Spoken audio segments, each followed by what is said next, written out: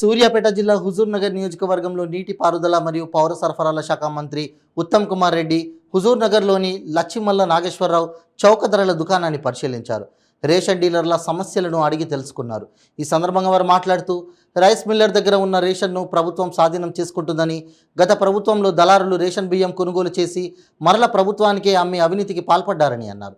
పౌర సరఫరాల శాఖ 58,000 కోట్ల అప్పుల్లో 11,000 కోట్ల నష్టంలో ఉందని తెలిపారు. రేషన్ బియ్యంను కోళ్ల ఫారం వాళ్ళు కొనుగోలు చేస్తే సహించేది లేదన్నారు. రేషన్ బియ్యంను 50% మంది తింటున్నారని, మిగిలిన వాళ్ళు బయటికి అమ్ముకుంటున్నారని అన్నారు. రేషన్ బియ్యం మీద ప్రతిష్ట నిఘా ఉంటుందని చెప్పారు.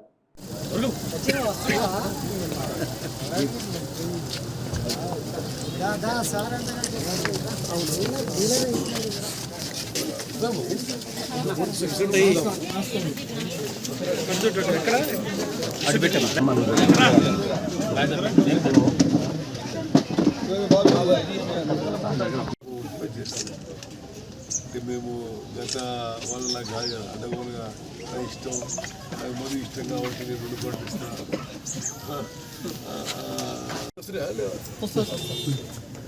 టైం పడుతుంది సార్.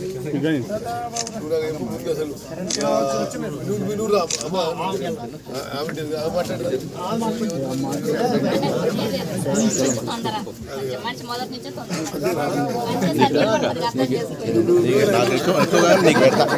ఎందుకు కామెంట్ చేస్తావు నన్ను కూడా? నువ్వు అర్థం కాదు, చిన్నవాడు కాదు, చిన్నవాడు కాదు, పెద్దవాడు ఏది అది చెప్తాం. మరి 1000 ఫోటోలు ఇస్తుంది.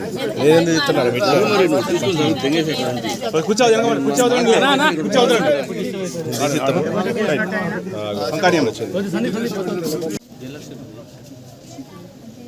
సార్తో మాట్లాడుతున్నట్టు ఉండమ్మా. ఫోటోలు తీసుకుంటాం.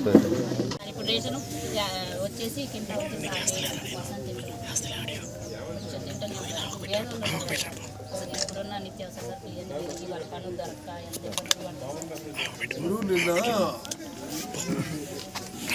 వనపర్తి కొల్లాపూర్ కాన్స్టిట్యూన్సీలో సమస్యలు రేషన్ తినే వాళ్ళ విషయం చెప్పండి.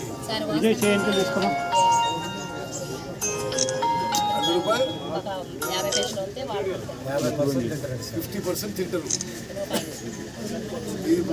ఫ్రీ ఇస్తుంది గవర్నమెంట్.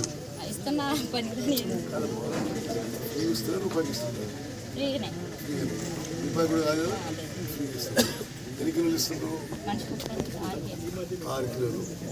ఈ 6 కిలోలు మీరు బియ్యం ఇచ్చేవాళ్ళు ఎంత పర్సెంటేజ్ ఆ బియ్యం తింటున్నారు? 50%.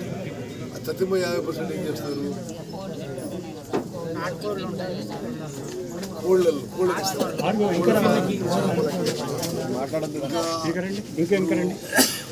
వాళ్ళు ఎక్కడే ఉంటారు.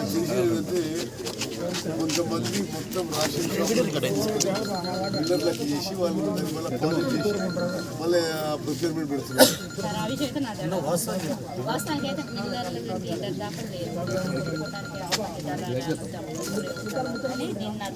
ప్రభుత్వాలు 39 రూపాయల కిలో బియ్యం ప్రొక్యూర్మెంట్ చేసి ప్యాడీ కొని కస్టమ్ మిల్లింగ్ చేసి ఇస్తున్నప్పుడు ఎవరో ఒక వేరే వ్యక్తులు దీన్ని ఒక అందరి దగ్గర తీసుకొని వాళ్ళకి ఆ 39 బదులు 5 రూపాయలు 10 రూపాయలు ఇచ్చేసి ఇది వాళ్ళకంటే ఫ్రీ కదా.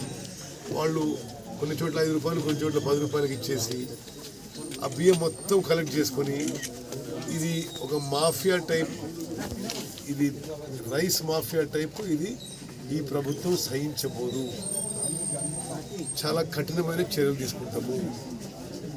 ఎవ్వరు ఈ రీసైక్లింగ్ అంటే కొన్ని జిల్లాలో ఏం జరుగుతుందంటే ఈ పీడిఎస్ రైస్ అంతా వారు కొనుక్కొని దాన్ని మళ్ళా పాలిషింగ్ క్లీనింగ్ చేసుకొని మళ్ళీ ప్రొక్యూర్మెంట్ పెడుతున్నారు. గవర్నమెంట్ సొమ్మే గవర్నమెంట్ పెడుతున్నారు. ఇది గత ప్రభుత్వంలో చాలా చోట్ల అధికార పార్టీ వాళ్ళ అండదండలతో, అధికారుల నిర్లక్ష్యంతో జరిగింది. ఇక ఇప్పటి నుంచి అయితే దీని మీద చాలా కఠిన చర్యలు ఉంటాయి.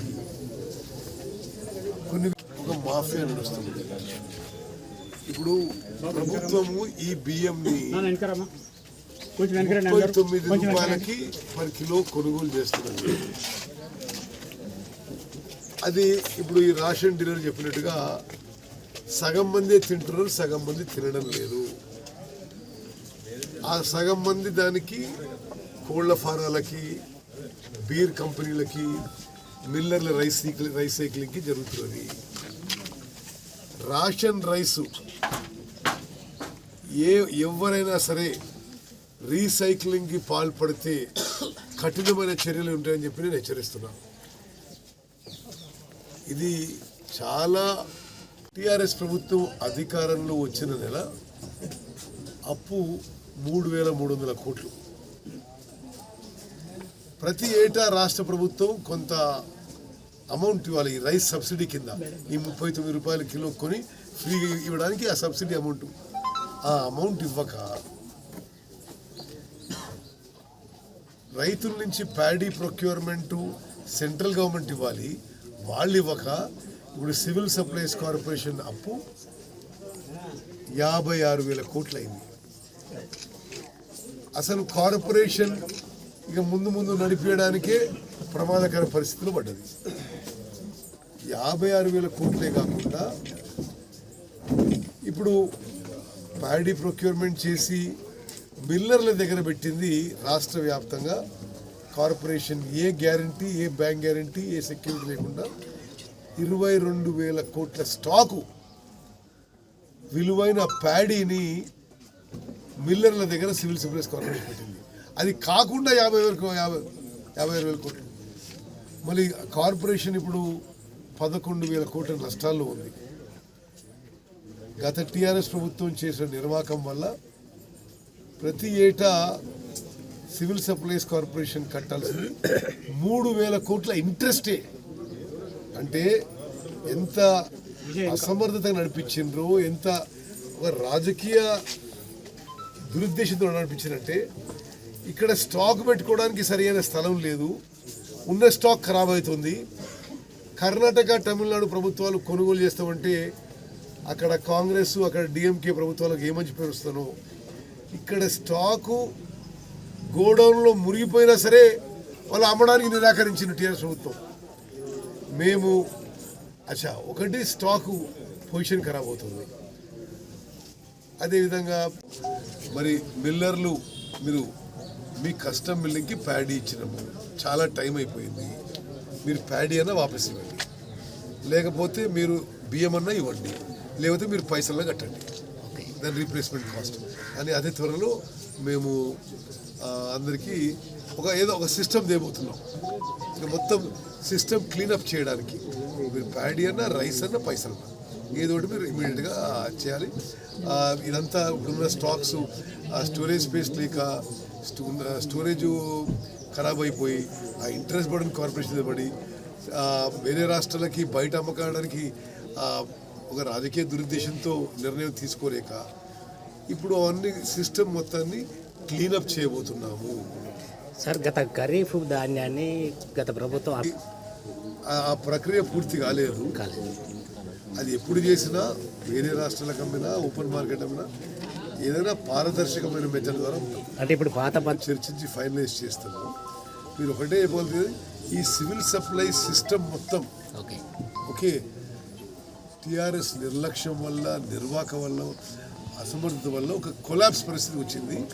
ఈ సిస్టమ్ మొత్తంని క్లీనప్ చేయబోతున్నాము. అదేవిధంగా ఈ ఇంట్రెస్ట్ బర్డెన్, ఇంత స్టాక్ కొనుక్కొని, అంటే ఒక విచిత్రమైన పరిస్థితి ఆలోచించాలి. రైతులకేమో బ్యాంకుల నుంచి రుణం తీసుకుంటుంది కార్పొరేషన్, రైతులకి వరికి పైసలు కడుతున్నారు. ఆ వరిని మిల్లర్ల దగ్గర పెట్టి మిల్లర్లు దాన్ని ఈ సంవత్సరం తీసుకున్న వరిని వాళ్ళు అమ్ముకొని ఉపయోగించుకొని వాళ్ళు నెక్స్ట్ ఇయర్ మళ్ళా ఆ టైం వరకు అప్పుడు వచ్చే వరి కొనుగోలు చేసి ఇచ్చే ఒక తప్పుడు ప్రాక్టీస్ జరుగుతుంది ఈ కార్పొరేషన్కి మిల్లర్ల మధ్య. అంటే ఏంది, ఆ ఇంట్రెస్ట్ బర్డన్ వేస్టేజ్ కార్పొరేషన్ మీద పడుతుంది. 1,000 కోట్ల ఇంట్రెస్టే పడుతుంది. సరి అయిన స్టోరేజ్ స్పేస్ కూడా కల్పించలేదు. అందుకోసం ఇప్పుడు మేము రైసు, ప్యాడీ ఈ స్టాక్స్లో కొంత కర్ణాటక, తమిళనాడు, ఇతర రాష్ట్రాలకి అమ్మడానికి, ఇక్కడ కూడా ఓపెన్ సేల్ చేయడానికి ఒక పారదర్శకమైన మెథడ్ చేస్తున్నాం. అదేవిధంగా వాళ్ళు చెప్తున్నట్టుగా రేషన్ డీలర్లు ఇప్పుడు వచ్చే సరుకు 45-46 కిలోల బ్యాగు, 50 కిలోల బ్యాగు అంటే 4-5 కిలోల నష్టం ఎవరు భరించాలి? వీళ్ళైతే భరించలేరు కదా, బీదోళ్ళే భరించాలి. డీలరేనా? పేదోడు వచ్చి తూకం పెట్టి తీసుకెళ్తుండగా మరి బ్యాగులు వచ్చేసరికి మళ్ళీ నేను 50 కేజీ జూన్సలేను, మేమే భరిస్తాను. సో వాడు విషయం కూడా చెప్తున్నాను.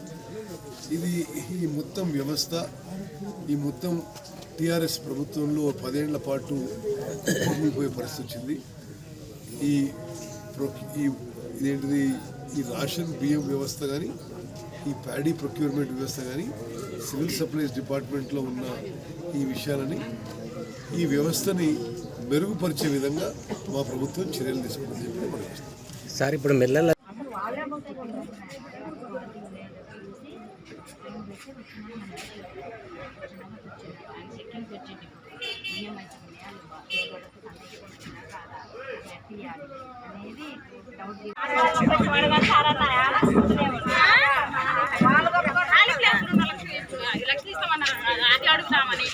రేషన్ మీ రకాలంటే